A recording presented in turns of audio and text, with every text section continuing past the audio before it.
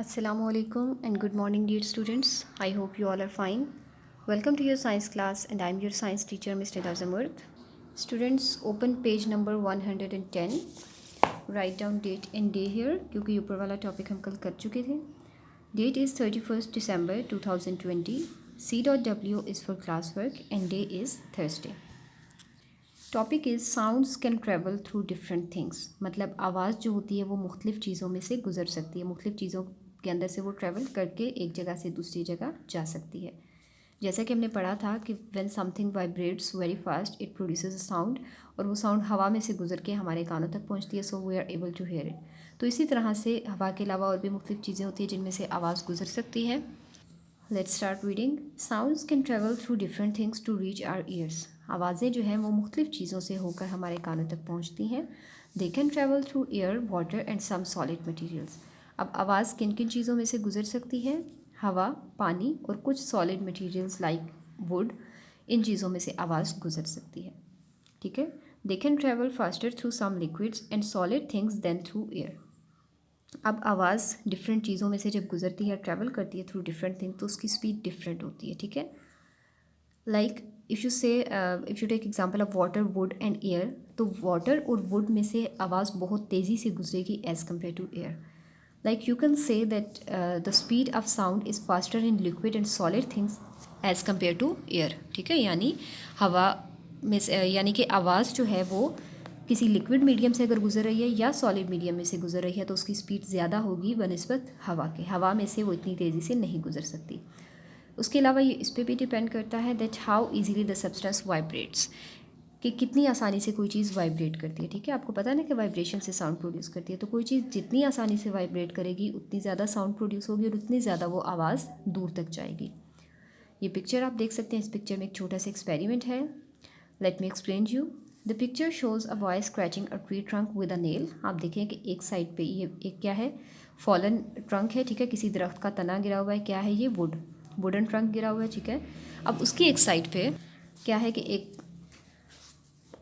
एक लड़का बैठा हुआ और वो उसको क्या कर रहा है? स्क्रैच कर रहा है. ठीक है. With the help of a nail, किसी कील की मदद से या किसी भी चीज़ से वो उस ट्रंक को स्क्रैच कर रहा है.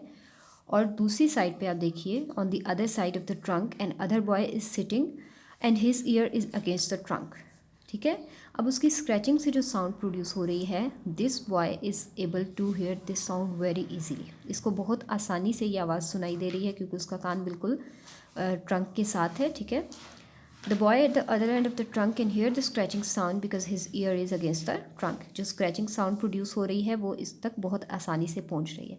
अब ये देखिए, this boy is standing in the middle. अब ये साउंड सोर्स के बिल्कुल करीब है, जहाँ से आवाज़ प्रोड्यूस हो रही है इसके करीब है ना. लेकिन क्या हो रहा है कि he is not able to hear the sound. इसको आवाज़ नहीं सुनाई दे रही. तब तक नहीं सुनाई देगी जब तक वो अपना जो है वो कान इसके अगेंस्ट ना कर ले. ठीक है. The boy standing in the middle is closer to the sound but he can not hear it unless he puts his ears against the trunk. ठीक है. तो इससे हमें क्या पता चलता है कि जो साउंड की स्पीड है वो फास्टर है थ्रू ट्रंक. ट्रंक क्या है? सॉलिड थिंग है. Then through air. यानी ये जो स्क्रैचिंग साउंड है ये इस लड़के तक कैसे पहुंच रही है? This is the route. ये देखिए, इसका ये रूट है. और इस तक ये कैसे पहुंच रही है? थ्रू एयर, हवा में से गुजर के. ठीक है. अब फासला इसका ज़्यादा है but he can hear this sound very easily and he is unable to hear. इसका मतलब ये है कि जो साउंड की ट्रैवलिंग स्पीड है वो सॉलिड मटीरियल में ज़्यादा है, चाहे वो दूर है, और वो एयर में या गैशियस मटेरियल में इतनी ज़्यादा नहीं है. ठीक है. अगर ये लड़का इस अपना कान यहाँ पर लगाएगा तो ये बहुत आसानी से इस आवाज़ को सुन सकेगा. So this is the way that how sounds can travel through different things. आप भी एक्सपेरिमेंट कर सकते हैं छोटा सा. How you can perform this, कि आप एक वॉच ले, रिस्ट वॉच, और उसको अपने रूम में डोर की किसी साइड पे, अंदर वाली साइड पे या बाहर वाली साइड पे टेप से उसे चिपका दें. ठीक है. अब आप दरवाज़ा बंद करें, रूम के बाहर जाके आप आवाज़ सुनेंगे तो आपको उसकी टिकिंग साउंड बिल्कुल नहीं सुनाई देगी. ठीक है. लेकिन अगर आप अपना कान दरवाजे की दूसरी साइड पे उस जगह पे रखें जहाँ अंदर वाली साइड पे आपने वॉच पेस्ट की है, तो आप उसकी टिकिंग साउंड बहुत आसानी से सुन सकते हैं. इसका मतलब है कि जब आपने कान दरवाजे के साथ लगाया तो आवाज़ दरवाजे में से होकर आप तक आ रही है, तो you are able to hear that sound. ठीक है. लेकिन जब आप दरवाजे से दूर हैं तो आवाज़ हवा में से होकर आप तक पहुँच रही है, तो आप उसको नहीं सुन सकते. ठीक है.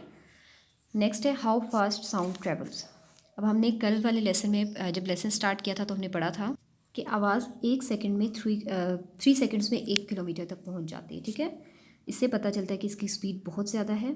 We always see the flash of lightning before we hear the crack of thunder.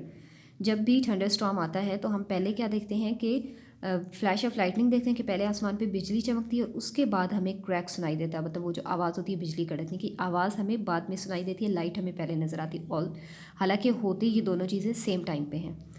Reason क्या है इसके पीछे, इससे हमें पता चलता है कि आवाज़ की स्पीड लाइट की स्पीड से थोड़ी कम है। This tells us that it takes some time for sound of thunder to travel and reach us. इससे हमें पता चलता है कि जो थंडर स्टॉर्म की साउंड है उसको हम तक पहुंचने के लिए थोड़ा टाइम रिक्वायर्ड होता है।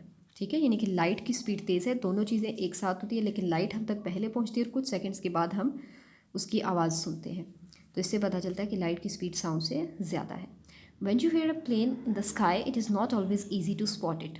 जब आप कहीं बाहर हैं, मतलब खुले आसमान के नीचे, और आपको जहाज़ की आवाज़ सुनाई देती है, तो हमेशा ऐसा नहीं होता कि आपको आवाज़ सुनने के बाद आप उसको देख भी सकें। क्यों? क्योंकि जब जहाज़ हमारे ऊपर से गुजरता है तो हमें उस टाइम आवाज़ नहीं आती, हमें आवाज़ कुछ सेकंड्स के बाद आती है, और जब हम देखते हैं तो वो थोड़ा सा आगे जा चुका होता है। उसकी रीज़न यही है कि आवाज़ को थोड़ा टाइम लगता है नीचे आने में। The sound of plane may take a minute to reach you. By the time you look up at the plane, it may have traveled another 10 or 15 kilometers. इससे पता चलता है कि जो आवाज़ वो प्लेन की जो साउंड है तकरीबन वो 1 मिनट लेती है आप तक पहुंचने के लिए। और जब आप आवाज़ सुन के ऊपर देखते हैं तो प्लेन 10 से 15 किलोमीटर आगे जा चुका होता है, लेकिन आवाज़ तो आपने अब सुनी है। दैट मीन्स कि आवाज़ को ज़मीन तक पहुँचने में थोड़ा टाइम लगता है। It is all about today students. Thank you so much. अल्लाह हाफिज़।